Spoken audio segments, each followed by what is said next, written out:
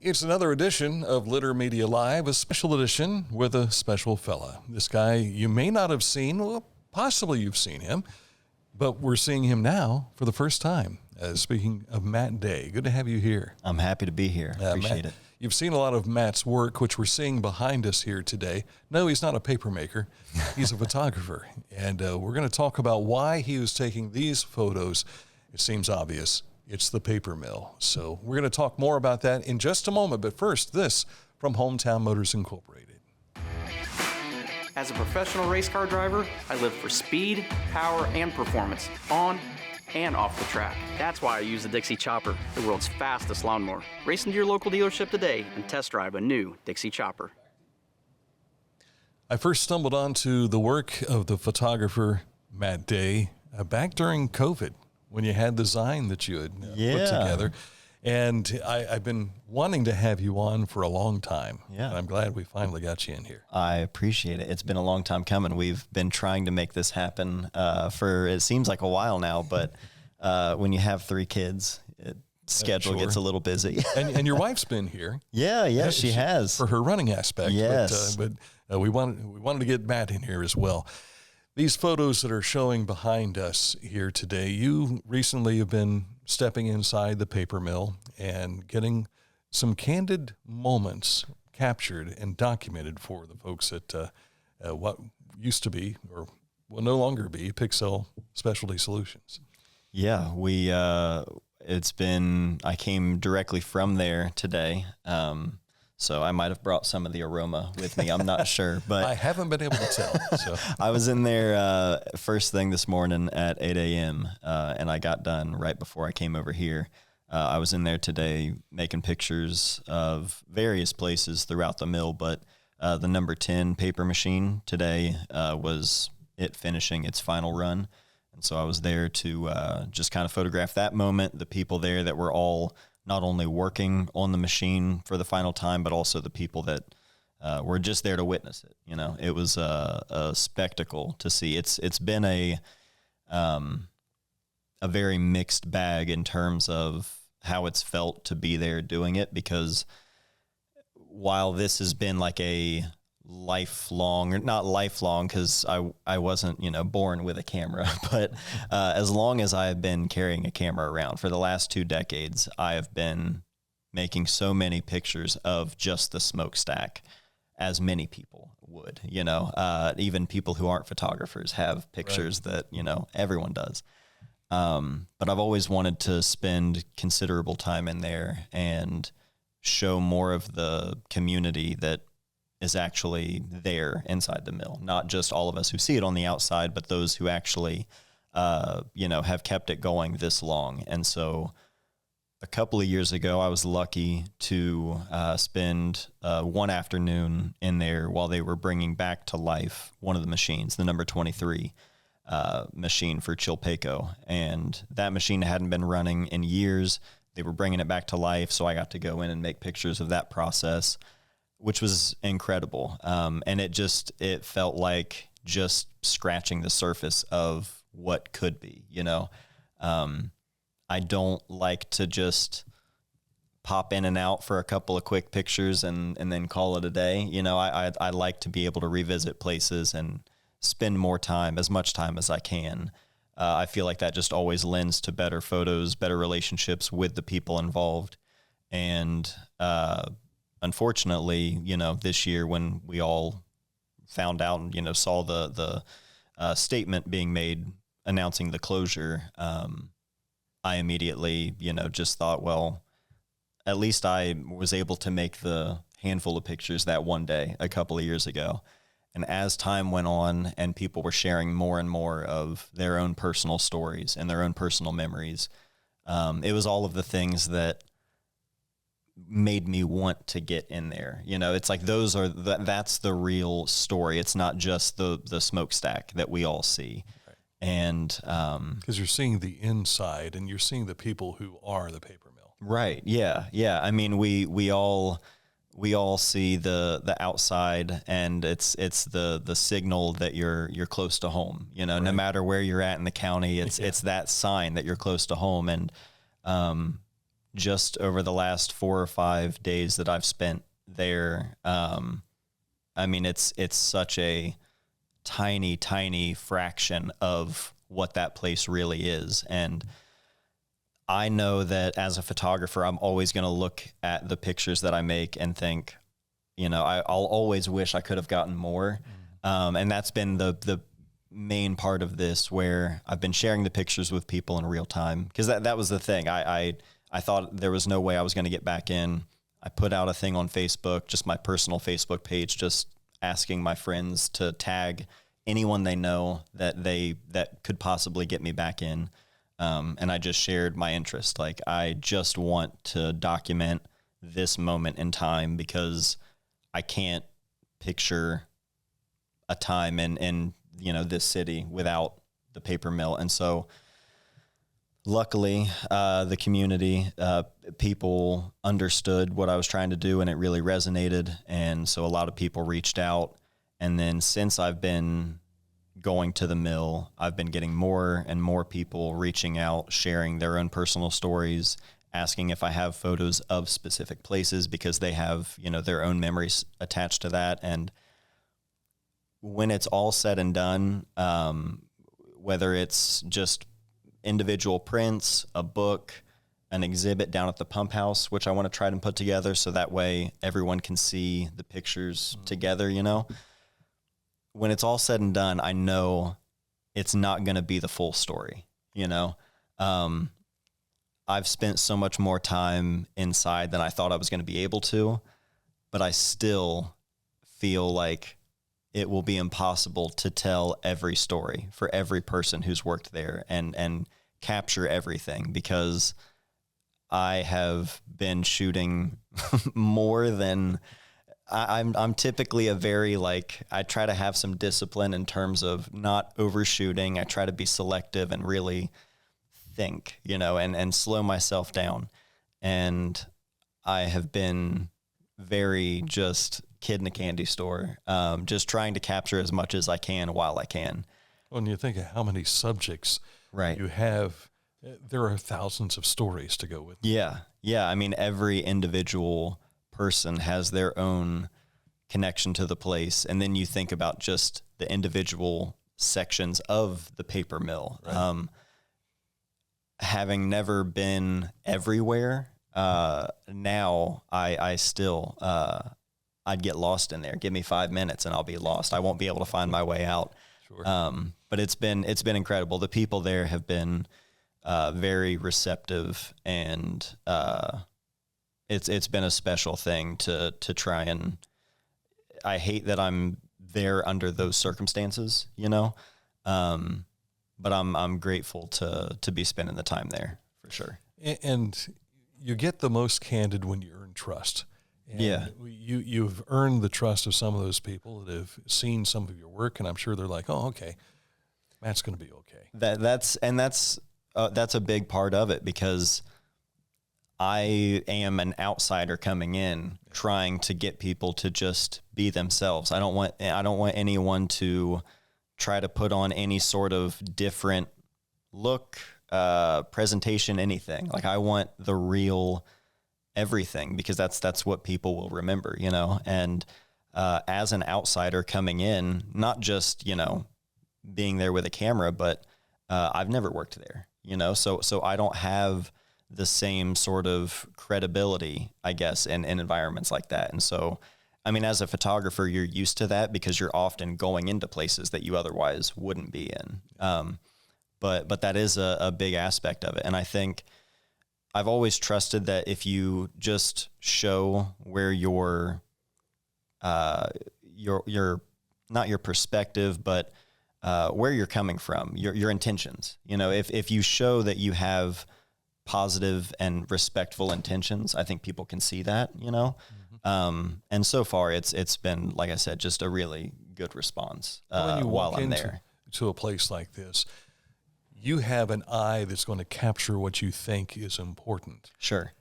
But if you've earned the trust from someone that is there on a regular basis, they'll say, wait, take this look at it. Exactly. Yeah. And that's opens up a whole new world to you. Right. We were talking before we started here about sort of that being prepared and being technically proficient as a photographer. And that is very much a part of it. You want to know the ins and outs so that you are ready, but being in the right place at the right time, that can so easily come down to chance and the right kind of access, Today, I met someone who had seen the Facebook post. He introduced himself, and he was like, I saw the first post when you were looking to get in here, but I hadn't seen you in here yet or seen any other posts yet. So I'm glad you were able to make it in.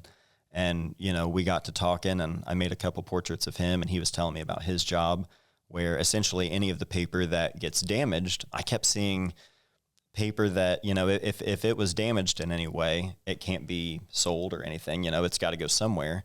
And I would see these giant mounds of paper just getting scooped up and then put down this, basically a hole, like a chute, down to the floor below. And the guy that I met today, he was showing me his job. He manages taking all of that paper, and that gets put in, basically goes right back to the beginning of the process. It's not wasted. It's not just, torn out. It just gets put right back into the process at the beginning, where it's basically down to nothing but pulp. Goes right back to the beginning of the machine and goes back in. And so true recycling. Exactly. Yeah. And it's little things like that, well, yeah, that makes perfect sense, but I would have never thought about that part of the process. I would have never seen it. He just offered to show me. He was like, have you seen that part? I was like, no, please, and that's the kind of stuff that spending more time gets you. You can't just, a quick walkthrough as a fly on the wall. That is one way of being able to capture something, but it's when you can actually talk to people and see how they spend their day and hear more about their own kind of memories. That's the stuff that really builds out the story. When you're looking at just pictures, maybe the average viewer might not notice those specifics, but the pictures, I hope that, my audience for day-to-day kind of stuff is mostly photographers.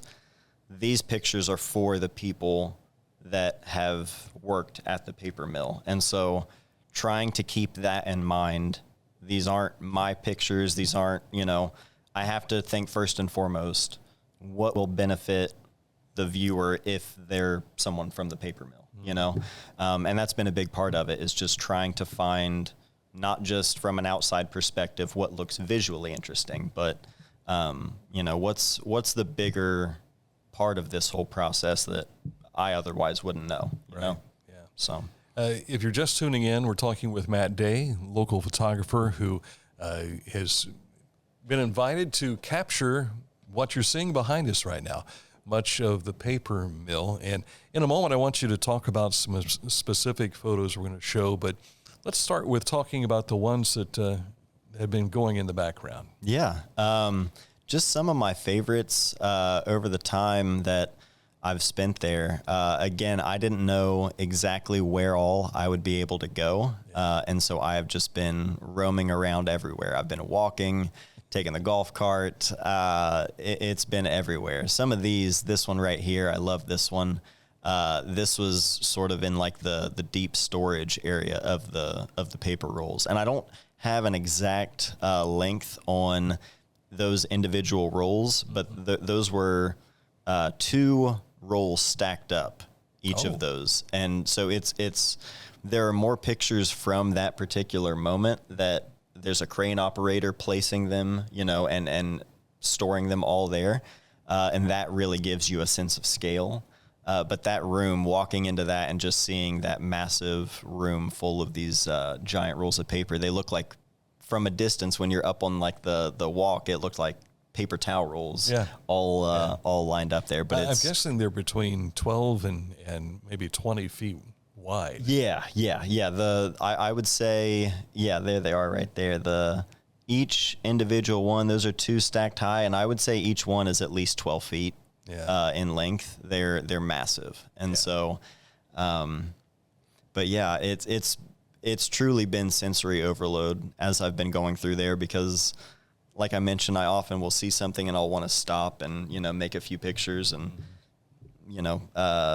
not really overshoot or anything, but I've just been, everything that I see there, I think this all looks visually interesting to me. And I've been taking pictures here in Chillicothe for 20 years. I've done 2 books on pictures of Chillicothe, and most of the time people kind of think like, what are you taking pictures of here? Like, what do you see that's photographic here, you know? I get that a lot, and sometimes I think, all right, I've been doing it this long, and it's primarily all been about, not necessarily about Chillicothe, but it's been photographs of Chillicothe and very much my experience having lived here my whole life. But being able to turn the camera on someone else's experience and not just my own has been really, really fulfilling. I mean, I have a background doing a lot of wedding photography and portrait photography, so this is sort of combining those 2 things where this isn't an assignment that someone has given me. This is just, that was a big part of it when I was pitching the whole thing was, and every time I go in, someone will ask, you know, who I'm with, if I'm with the paper, or if I'm with some company, and I'm like, I'm just a guy. I live here, and I really wanted to get in here and take pictures. Here on my own. Exactly. Yeah. And that's the thing. It's like,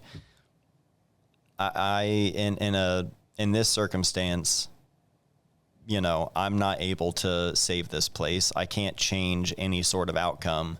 The only thing I can do to feel like I can provide any sort of help in any way, you know what I mean, is to just try and at least capture the place, because I know maybe not right now. I mean, hopefully now people can enjoy them, but I look at it very much like time capsules where these pictures are going to mean a lot more in 20, 30, you know, on down the road, because we have so many pictures of Chillicothe's history, and everyone loves seeing what Chillicothe used to look like. Right. Not just the paper mill, but just Chillicothe in general. And I feel like I've tried to make a conscious effort of just making everyday pictures all over Chillicothe for that reason, in the hopes that at least sometime down the road, there will at least be some record, you know, because people are taking more pictures now every day with the immediacy and the access of smartphones. And, you know, we all have cameras.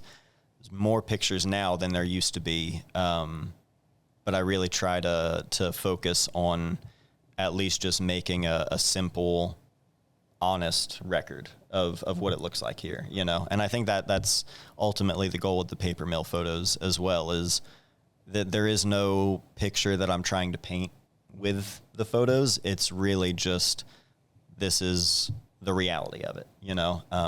I arrived in town in 82. Okay. And now I used to come here a lot because I had family that lived here. So I remember what some of Chillicothe used to look like. Yeah. But an example would be like the Shackney store, which was in the basement of the Folk Block. Okay. And, you know, if you didn't know that existed, you have no idea what it looked like. And the way downtown looked at that time, hustling and bustling all the time, was incredible to me.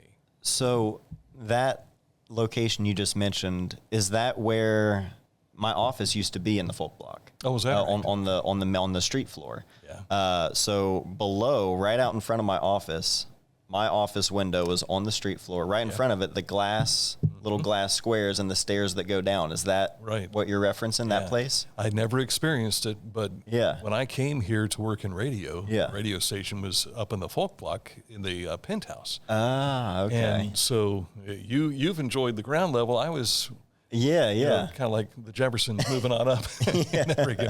But we were in the penthouse, and so I learned a little of the history about the building. Yeah. And one day I was taken downstairs, and Goodwill was the last ones to occupy that space. Okay. That's where their offices were before they started building out where they have now. So, So there's a lot about Chillicothe that we don't really know. Right. Yeah. And then that's the thing. So it's important to document what you're doing. Right. And I feel like I don't know I'm not involved with the historical society, or I'm not involved with any individual, place, but I have all of these pictures, and I just keep thinking, like, eventually at some point, if anyone needs them for anything, it's like I'm just trying to build my own little archive so that it can be helpful for anyone who needs them. And that's the goal with the post 2000. Right. Yeah. Yeah. I'm trying to remember what year you graduated. I graduated 2009. Okay. So, and you first got a camera around it was late 90s? Yeah, 2004. 2004 was when I got my first cam. I was always I had a camcorder before that. I've always been interested in cameras, but I actually got a little Sony High 8 camcorder before I got a stills camera. So friends and I would just make, dumb videos. MTV's Jackass was very popular at the time when I got my first camcorder. So that, and then, when I was 13, it was spring of 2004 when I got my first stills camera. Little Kodak Easy Share 3 megapixel. And then not long after that, I was like, all right, I immediately fell in love with the stills aspect, and got on eBay, searched up 35 millimeter camera, because I remembered using my mom's old Pentax when I was a kid. I did photography for 4-H at one point, and so I used her 35 millimeter SLR back then. And she didn't have it anymore. It had quit working. But I asked her, I was like, what was that camera you had? All I knew was, like, I remember I could manually focus and I could control things. Yeah. It wasn't just a point and shoot. And I was like, I don't know what those did, but I want to learn, And so I got a Minolta off of eBay with a 50 millimeter for $50. And that was my only camera for about 4 years. And it was just the most, like, skateboarding and photography were always my two things that I loved, and they always went hand in hand. But photography really, once I was always still filming videos, making skateboarding videos, but photography really became like the central focus once I got that camera. Because you found out you can make money. Well, surprisingly, It changes your view on everything. Surprisingly, yeah. I had been taking photos of my friends' bands and things like that, and again, my friends and I skateboarding for a few years. And a girl I was graduating with, Marissa, she was like, "I need to get senior pictures taken. Can you just take them? I don't want to have someone that I don't know, some photographer that and I was like, I mean, yeah, sure. And she was like, well, how much do you want? And I was like, for what? Like it didn't click that I knew there were photographers who made a living at it, but I thought, well, that's not, I'm still in high school. I'm just taking photos for fun. This is just what we do, again, for fun in our free time. And she was like, well, no, well, we can pay you for it. And so that was like the first time that kind of light bulb moment. And then you suddenly think, I can buy more gear. Yeah, right. Exactly. My gig at the movie theater, it wasn't paying for new lenses that often. So, that kind of opened the door, and I started just with my friends, my immediate, my close friends, my immediate circle of people, and just, that was a long time ago now. It's crazy. So over the last 20 years, there may be a picture that he's taken that you might need, and you may have that. So I might. We'll throw that in there. Let's take a look at some of the individual shots that you shared with us, and let's have you talk about each one of these. Yeah. This was one of my personal favorites.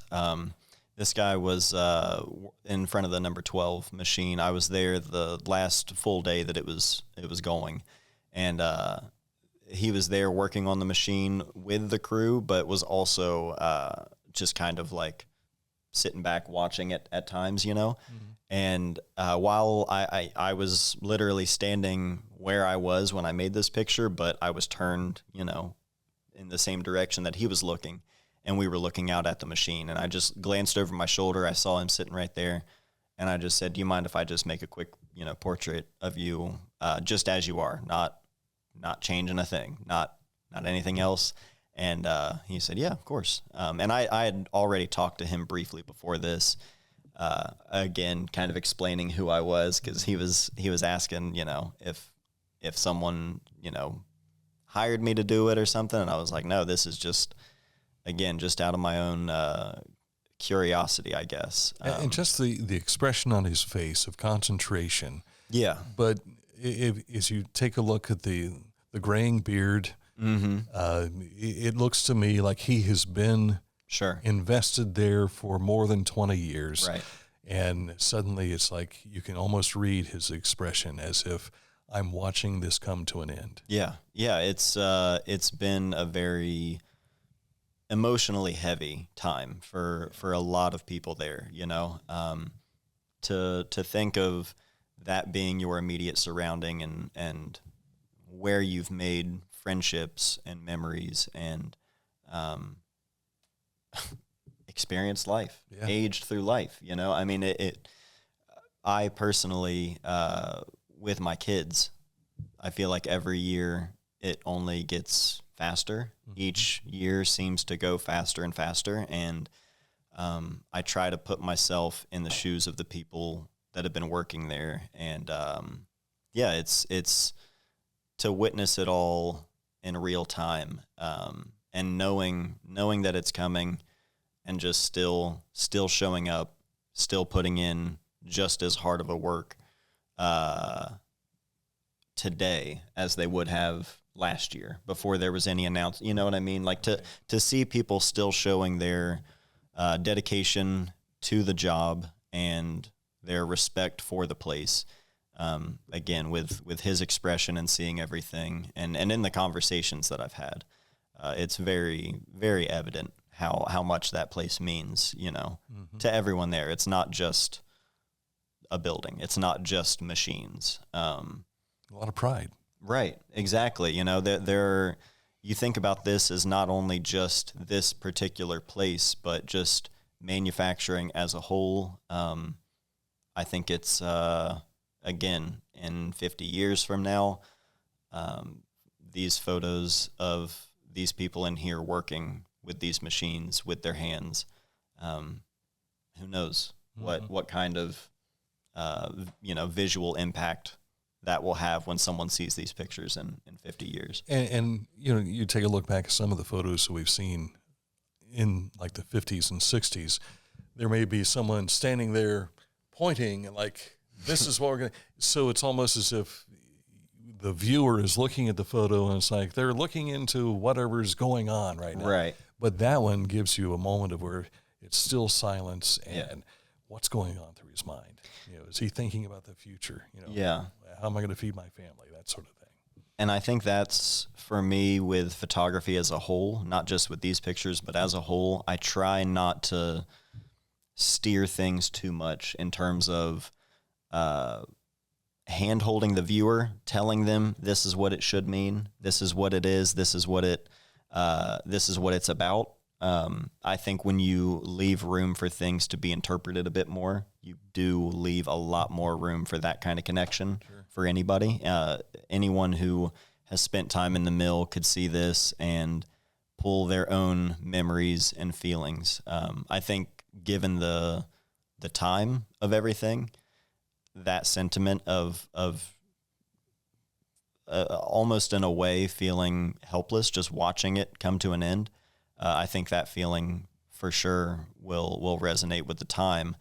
But that particular spot, those particular lockers, the people who see it every day, the people who have sat down for a cup of coffee just like he is in that shot, that's what it's. Again, hopefully the intention is I want people to be able to remember the time once it's gone. Somebody will see this photo and say, I climbed that ladder once. Right, exactly. Yeah. That sort of thing. Exactly. Let's take a look at the next one here. Yeah, so this was out in the lumber yard. This was, again, I mentioned hundreds of photos of the paper, of the smokestack from the paper mill over the years. It's been very interesting seeing new vantage points of the smokestack. Yeah. You know, being able to photograph it from places that I otherwise would have never seen. It's been such a huge landmark, but here it makes a statement, but it's almost dwarfed by everything around it. Exactly. Yeah, it's an afterthought. It's there. Just I'm photographing the lumber yard, but the smokestack just happens to be back there.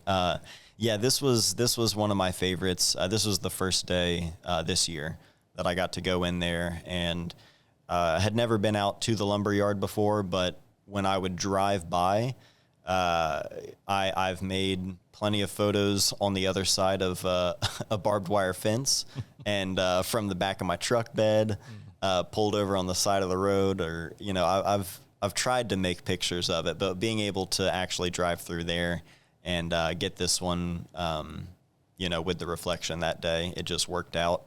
And I think this was maybe one of the first pictures I shared since I've gone back in. But again, I have thousands of photos, far more than I ever expected to have. But I like the photos that have reflection because it's almost a photo within the photo. Sure. Yeah.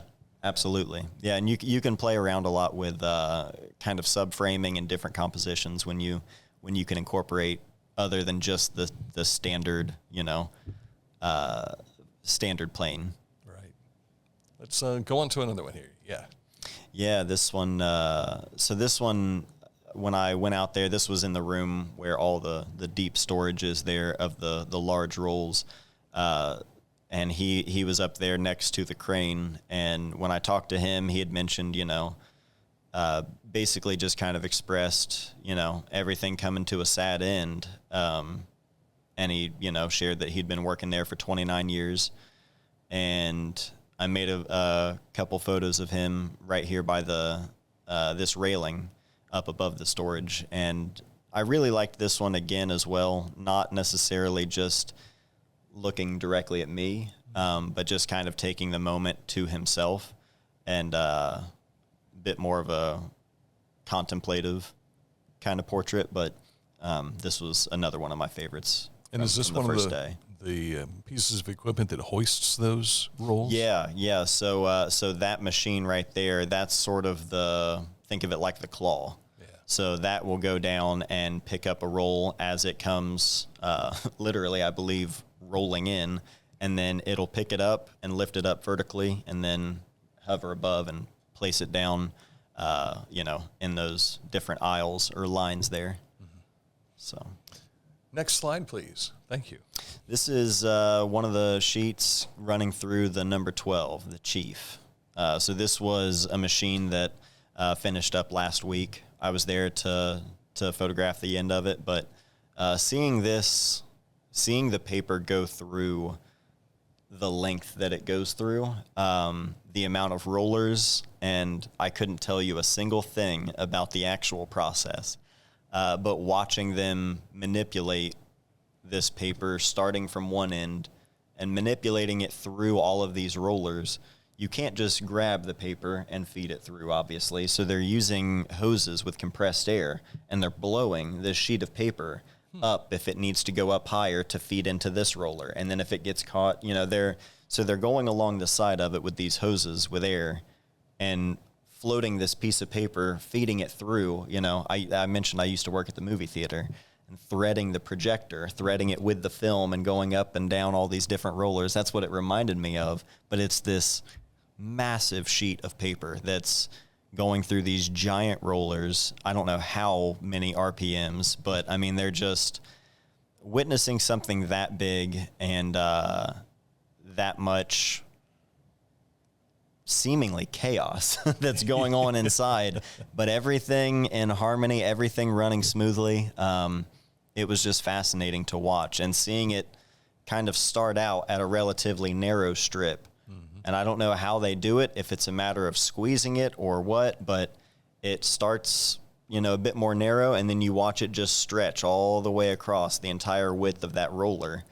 And that's. And then ends up with a product that's probably the size of the roller. Exactly. Yeah. It's that entire length and about that same width, if not more. And it's all just it's massive. Being able to photograph some people next to some of those rolls really puts it in perspective. Yeah. You know, the scale. Yeah. Do we have another one? Oh yeah, this was the deep storage one that I mentioned earlier. This one, there's something about this one that I keep coming back to it. I made a big, probably 17 or 16 by 20 size print of this one the other day. The rolls feeling almost miniature because of, you know, being up from that distance, but knowing the actual scale. Yeah, my first thought in seeing this was the toilet paper idea. But after seeing more of it, if you lived through the facsimile days of the fax machines, that's what the rolls looked like. And you stack them up like that. Yeah. So you could almost say, well, this is just a stack of fax paper. Right. And that's not the case, because this would be like 100 million times larger. Right. Yeah. Like, I mean, 20 feet high or so. It's remarkable being in there, standing and seeing that much. And that's, again, just a fraction. Seeing the side of not just the production, but the people who are cutting the rolls down to size, then cutting those down to sheets, the individual sheets getting boxed up. There's so much more than I saw the first time around a couple of years ago. And seeing it, you know, like I said, now it's unbelievable how big that place really is, and just how big the operation is, you know, from beginning to end. It's so big, it's on two sides of the street. Right, exactly. So, and I had no idea that those two sides operated completely independently and separate for many years. There's been so much history that I've learned just in the last couple of weeks that I've been spending time in there. It's been, I really want to try and continue spending time learning a bit more about the history, and hopefully try to find some stories to continue working through, whether it be individual people and what the next stage looks like for them. I don't know yet. 2 weeks ago, 3 weeks ago, however long it's been, it feels like it's all just happened overnight. None of this was happening, and it was just still one of those things that I thought I should have tried to get in when I could have. And so now I'm at the stage where I'm like, anything I can do, I'm open to just try to chase this as much as I can. And again, just try to tell more stories that I can, you know. Are there any more photos that we wanted to look at? I love this one. Yeah, this is Mock. Mock Fam, I believe is his last name. I met him on, I believe it was last Thursday, maybe last Friday. But I just met him in the hall for a moment. It was just a quick, I think he jokingly was like, "You gonna take my picture?" And he didn't know I was there to take photos. You know, he didn't know anything about why I was there or had met me. So afterwards I met him and made a few photos of him in this hallway, but just had a really good conversation with him about what I was doing, and just grabbed a couple of photos of him, but this was one of my favorites. You know, we talk so much about the workers who are inside the plant that are, you know, pushing the paper rolls around and so on and so forth, or loading the trucks. Yeah. But I know when I go home, I go out 7th Street, and there are a number of scientists that are coming in and out. People who are studying how this paper is made, how we can improve it. So those folks are losing jobs too. Oh yeah, it's not just the production of the paper. It's not just, you know, that aspect of it.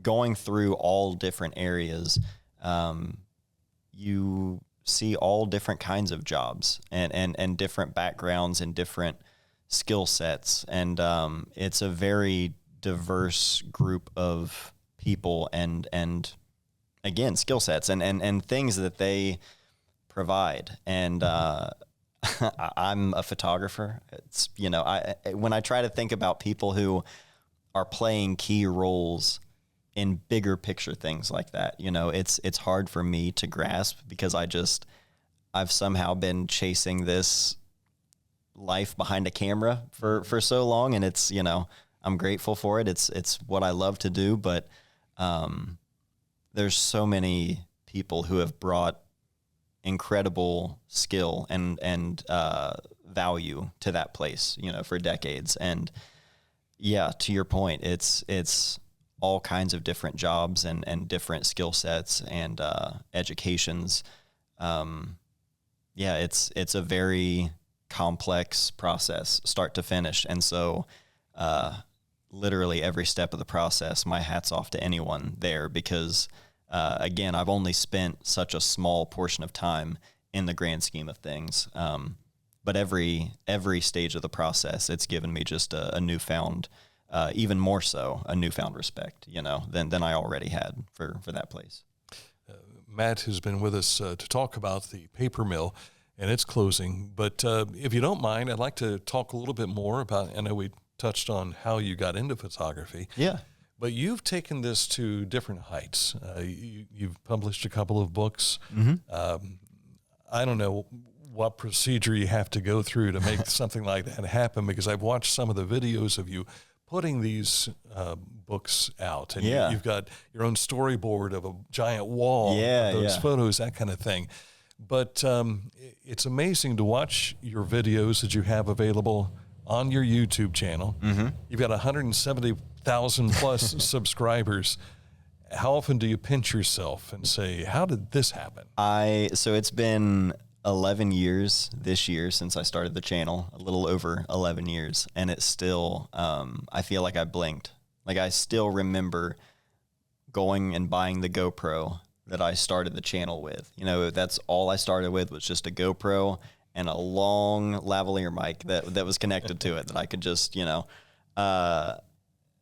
it feels like everything happened overnight, and I have to remind myself that it didn't, because that's often the feeling of, what did I do to deserve this? Or how did this, you know, it feels like things just happened overnight, and the years of working on it and doing it day in and day out, you don't think about that all the time. You just look at, this was just an idea at one point, and it was originally, I wanted to just share videos about film cameras, because I knew if I was looking up videos on a camera that hasn't been made in 30 years, someone else is probably trying to find out more information on it, because there just wasn't that much out there in regards to film, the process of using film for photography, which is what I always loved, but finding information about it online, there wasn't really as much when I started it around 11 years ago. Now film photography has seen a resurgence, and it's gotten more popular over time, and there are more people using it and sharing about it now. And so at a certain point, I wasn't really needing to fill that void anymore. Now there's all kinds of videos about film photography. So what am I going to share? Originally, I was never going to share any of my photography to begin with, because that was my photography for me, just my own enjoyment. It wasn't the weddings or portraits, things that I was doing for work, for a living. It was like I was using these film cameras. I would use film on some weddings and portrait jobs as well, but a lot of the stuff was all just personal work. And I never shared that kind of stuff because I didn't think people would want to see it, I guess. It wasn't for other people. It was just for me. And people were like, well, yeah, this was a really helpful video, but where are all the pictures? And I would be like, why do you want to, I'm trying to show you what the camera, so you know how to use it. Why do you want to see my pictures? It was just, it didn't click for me at first, but I eventually, I started sharing my own photos, and, over time that became a bigger part of it, and just sharing more of my personal, I guess, relationship with photography and passion for it. And, what I like to photograph, which is just everyday stuff around here. The same kind of stuff I've always liked shooting. So what point was it for you that you started this YouTube channel just to put something out there, and then eventually gets to a point where it affords you the ability to have more freedom to do things because it's helping you make money? Yeah, that all slowly over time. It was never the goal. I didn't think that was possible. Again, when I started it, it was 11 years ago. Now people start YouTube channels with the mindset of, I'm going to start a YouTube channel and I want to have, exactly. Yeah. I want to have a sponsor by this time. And I'm like, I promise you there are easier ways to make money than a YouTube channel. My wife can attest to that. But it's been this slow and steady thing over time that just continued to grow, and sponsors got involved, which help. I mean, sponsors are the way I'm able to give my time to that. You know, if it weren't for that, and if I was just relying on like AdSense from Google ad revenue, that's so up and down. Yeah. I'm lucky that with the sponsors that I have on my channel, I'm able to focus on the photography that I like, and I'm not chasing views or like the algorithm trying to grow things. Mm-hmm. Where my channel sits today, I've said for probably the last couple of years, I'm like, it doesn't need to grow anymore, and I'd be just as happy because it's already far exceeded any expectations I ever had, and I'm already able to just focus on the photography I want, and I have the schedule I want. I'm able to be where I need to be for not only my kids, but my brother as well. He's a quadriplegic. He lives with my wife and I and our kids. We all live together. And so anytime he needs anything, I like that my job, I do everything from home.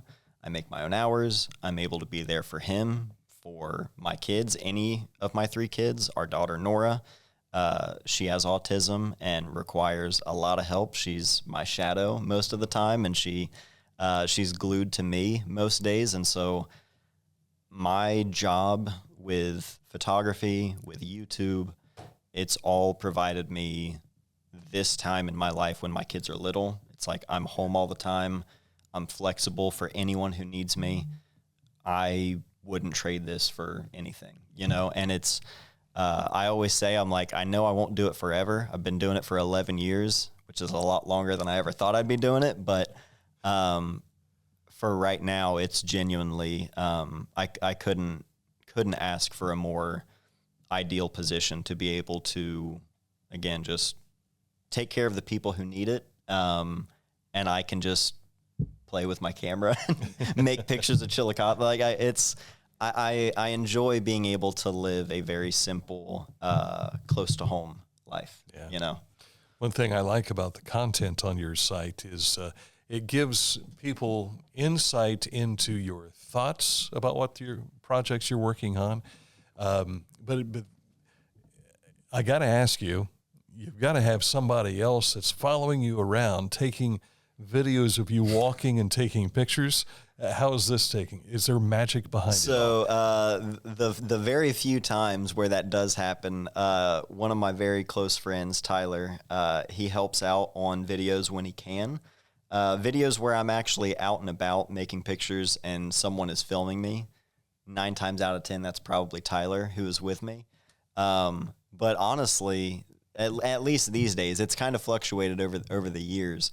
At times I've gone out where I, will bring a tripod and set the camera up and then go and get the shot where I walk across the frame, just knowing that I have to get that shot to go and walk across the frame. And then wearing the 2 hats of photo and video when it's just me by myself. So I'm trying to focus on what am I going to go out and photograph today? And while I'm trying to focus on that, the idea of building out a YouTube video and telling the story of, I've never been good at that. There are people who make videos on YouTube where they have an entire storyboard of the video and every shot is thought out ahead of time. And my videos are so much more of I don't even know how to describe it. It's like a roundup. Every time I sit down and hit record, it's like, okay, I'm going to try to update you on everything that's happened since the last time I hit record because But so much happens. That's the thing. It's usually, I would probably do a better job at recording things and documenting them in real time as opposed to catching up via video.